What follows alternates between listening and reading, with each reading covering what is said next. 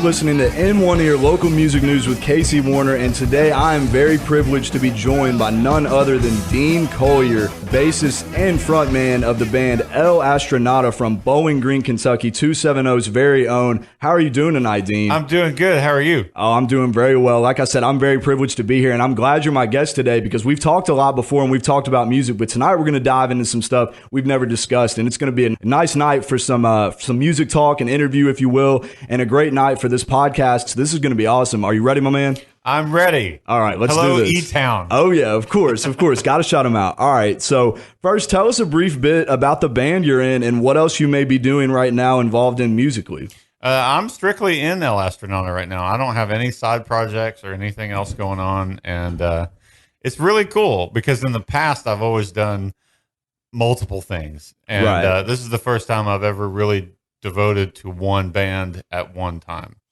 Totally. But that's really all I have going on. So not nothing, super exciting to talk about. Right. But I'm excited about what we have done. Oh yeah, certainly. It's interesting though because all the guys that I usually interview in here have multiple things going on, like Stu from Bahargum a couple weeks ago, and then Josh. It's funny how that works. In the small towns in the music scene, especially in Bowling Green. Guys usually wear multiple hats and do multiple things, and that's awesome to see. And I know you've done a lot of stuff in your time in the music scene here, but focusing on El Astronauta a little bit, what does El Astronauta mean, and where did it come from? How'd you come up with the name? Well, I'm really into the ancient alien thing. Oh, yeah. And there is a carving in the Nazca in Peru. Right, yeah, I've seen There's that. a whole desert of just carvings in the ground that you can't see unless you're really high up. Right. You have to be airplane level to see this stuff. And, the theory goes that these were done thousands of years ago. Right. And there is one carving in the side of like a hill or a mountainside that they call the astronaut. And it looks like a human-shaped form with a spacesuit on and a helmet and everything. And in Peru, they call it El Astronauta or El Astronauto, whichever way they pronounce it. And I heard that name, and I was like, "That's a cool name, like the astronaut, but in Spanish." So I've had that title for a while. I actually used it for a song on a project I had prior to this band, and we were sitting around thinking, "Well, what are we going to call this band?" We could not come up with a name. And I threw it out there just because it was kind of like fishing for stuff. And I threw it out there, and Seth was like, "I really like that." Or I think he said, "I don't hate it." Yeah. And Corey was really into it. And so it stuck. And I was kind of shocked. I was like, really? Of all the names, like, I'm not thrilled about it, but I don't hate it either. So sure. It's weird, but it's cool. That's an interesting little story. It kind of reminds me. Have you seen The Dirt, the Motley Crue movie? I have not. Okay, well, I'll go ahead and spoil it for you. It kind of goes into with how they came up with the name. Yeah, and Mick Mars kind of just throws the name out there, and it's kind of like you said. They all just sit there and they're like, right, that might just work. Yeah, it was better than Merry Christmas, I think. Right, yeah, it was something along those lines. Yeah, it was interesting. But nonetheless, El Astronauta, man, how can we listen to El Astronauta and find all your stuff, whether it be physically or digitally?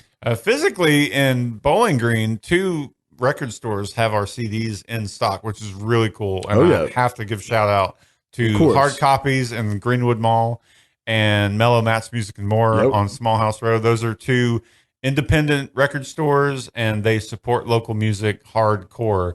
And they have our CDs on the shelf. Online, they're easy to order through us or through our record label, which is Coffin Curse out of Knoxville. The newer EP, Will Skate for Food, was released on Coffin Curse. Our first album, the self-titled, was on Josh Hines' label, Snow Wolf Records.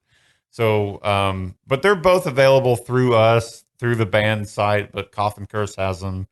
And I guess most people these days digitally go.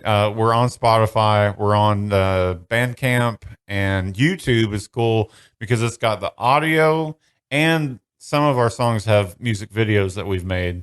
And obviously going on YouTube, you can dive into that and actually have the music video to go with the song. So absolutely, absolutely. Thanks for sharing that with us, and I'm sure listeners will definitely be looking for that. I know I listen to you all on Spotify all the time, and I was just telling you before we started the interview, I was watching that killer new music video, The Mowing Devil, on YouTube, so definitely check that out as well for you listeners out there. But coming up next, we got Know the Know and that new single I was talking about, The Mowing Devil, which you can hear on YouTube and see the video from El Astronauta. You're listening to In One Ear Local Music News with Casey Warner.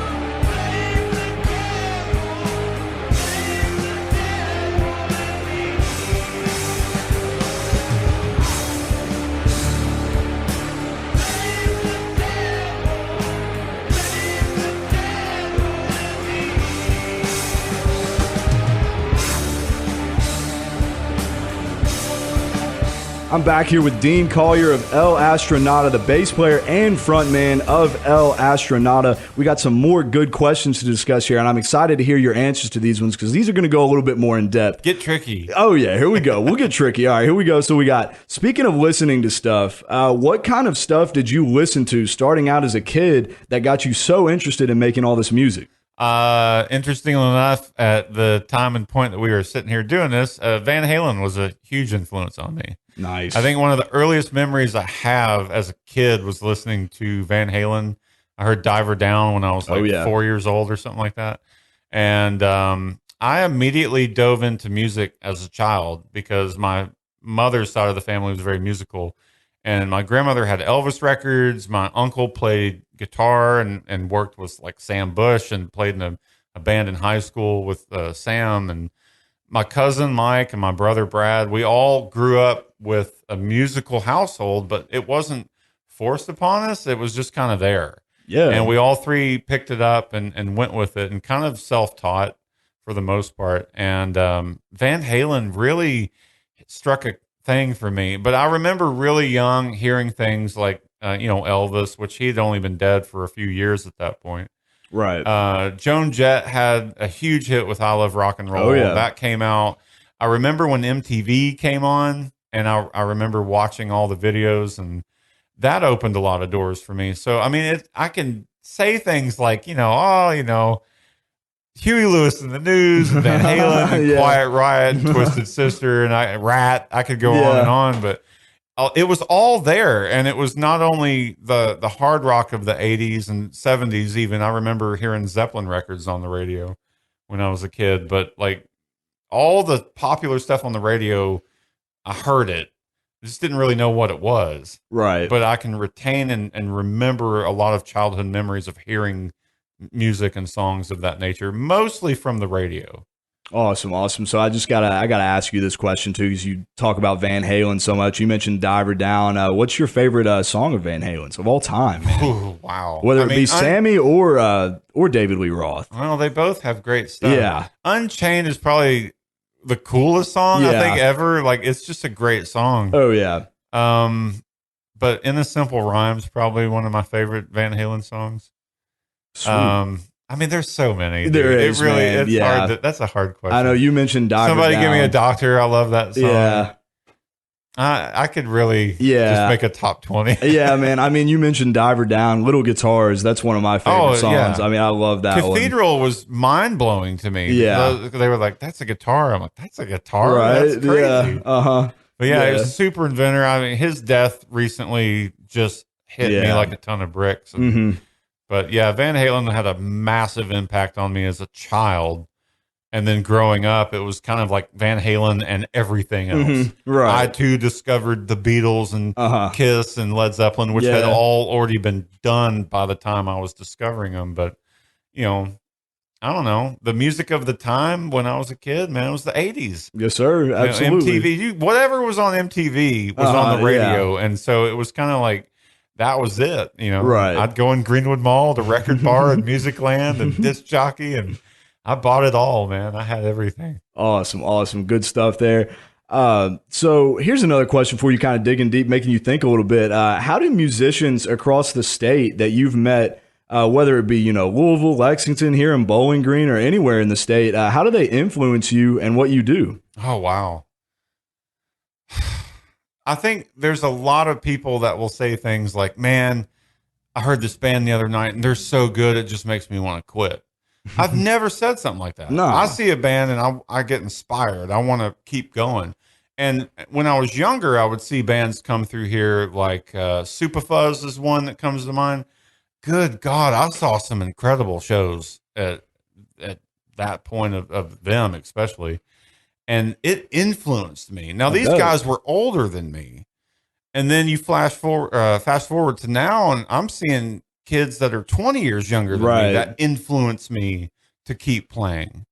And so I honestly, I can't really go down this giant list of names, but a lot of bands would come through town and play with a local band, or a local band would open for another band from either Lexington or Louisville that may have been bigger or had at least the name of a following of sorts. And I would get to witness these shows, and some of them I even got to open for. I mean, it was a cool thing. But to answer your question, man, I mean, I don't really know how to answer that other than everything I've ever really witnessed has been an inspiration. Of course. No, it really has. I bet, man. And I love to hear that. And I love to, hear the local musicians here give their odes to other local musicians from other areas, because it's all such a unique web in the end. It's all tied together. I spent a lot of time in Nashville, so I got really familiar with the Nashville scene, which is very odd, but it's still very, vibrant too. I mean, there's a lot of great bands in Nashville, but it is kind of interesting when you cross back into Kentucky and get into the Bowling Green music scene. It does seem to incorporate more of the Louisville, Lexington, Bardstown, Paducah, Owensboro. A lot of bands coming around there would pass through here because they would be friends with bands here. Yeah. So they would come here and do a show with them, and then that band would go to, their town and do a show together. And so I witnessed a lot of that, but we had a really good Nashville connection for a while too. Love it, man. Love it. That's great stuff. Coming up next, we got Dancing with Poe and Hail Sagan. That's right. Hail Sagan from El Astronauta. You're listening to In One Ear Local Music News with Casey Warren.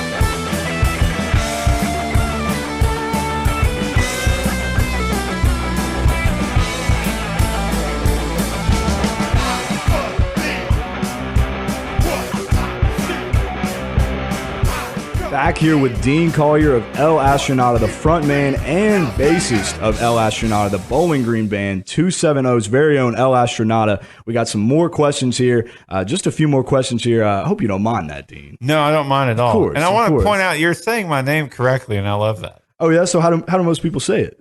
Collier. Collier, wow. Collier, which I think you might have said that at first. Uh-huh. But yeah, Collier. It's Collier. Right, yeah. I mean, like, it's easy. It's how it appears, I would think at least. But everybody's got their own pronunciation. I just want to point that out. Sure, Congratulations. Thank you. All right. So first question here. Tell us about some of your favorite parts about being in El Astronauta and what being in such a unique band means to you.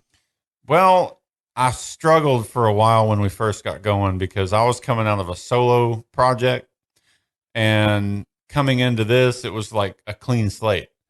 So I had to learn how to not present a fully done song and like just come up with a bass line, right? Or come up with lyrics. Like I tried to relax that, and it took a while for me to get comfortable with that. And it, I mean, it got off to a pretty good start because Corey wrote the music to Dancing with Poe, and Seth wrote a lot of the riffs of the songs that you heard recently with Mowing Devil, and I think Know the Know, and there's a song we have called Church Bazaar, and I learned how to relax and let them do the writing, or maybe as a group brainstorm an idea or a riff or something.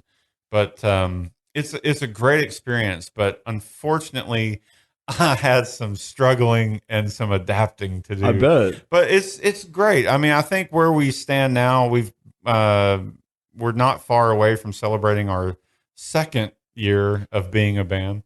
But the three of us have long involvement with music and the music scene here.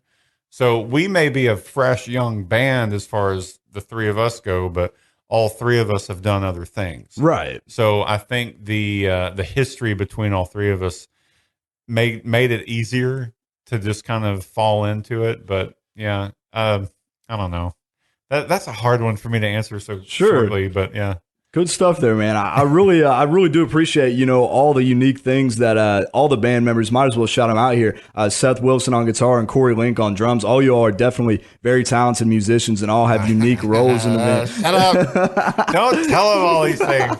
I love it, man. I love it. That's great stuff. But we're going to wrap things up here in a second. But just one more question. Give us your record labels. Or it's not a question. I guess it's a statement. But yeah, here we go. Give us your record labels, social media, and where fans might be able to reach out to you at social media wise. So we're on Coffin Curse Records, and basically you just search that. I mean, you can look that up anywhere, but they have a Facebook page, they have a Bandcamp page, and I'm sure it's Spotify. And Mike Billups is the guy that owns and runs it. He's awesome guy. He's in a couple of bands in Knoxville. Okay. And so he's got the label, which he does with, it's got his bands, but a lot of bands that he knows, a lot of bands that he's signed, like bands like us. And he is so hands-on. It's the ultimate punk rock label, very homegrown. Oh, yeah. And he's in a band called Reckless Threat and Cortisol. And God, I know there's another one. I'm sorry, Mike, if I mess it up. But anyway, look up Coffin Curse Records on social media, and you will not be disappointed. The roster of bands that we are listed with is unbelievably impressive. And I'm so proud to be a part of that family.